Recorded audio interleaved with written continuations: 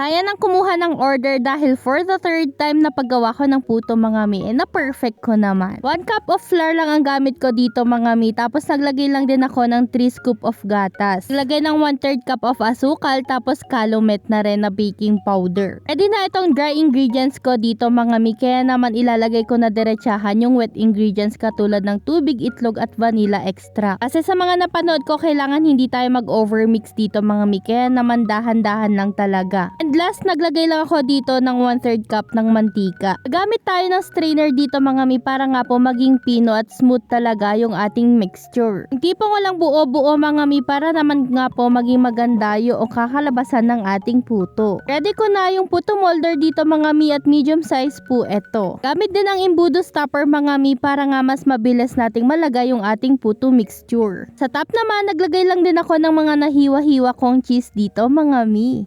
Steamer natin ito at napakulo ko na yung tubig niya ng 5 minuto at inilagay ko na yung ating mga puto. Huwag niyong kalimutang maglagay ng damit sa pinakatakip niya para hindi magtubig yung inyong puto. And yes mga mi, after 15 minutes nako, luto na po yung ating mga puto. Grabe! Tutuwa ako dahil for the third time nga mga mi, alam ko nang gumawa at talaga namang pwede na tayong kumuha ng mga pa-order. Sobrang lambot, hindi ganun katamis mga mi, saktong-sakto din yung cheese sa top niya, talaga namang perfect pang kapito. Sakto din nga yung taglamig mga mi at talaga namang mapapaputot kapika siya. Salamat sa panunood. Hanggang dito na lang muna.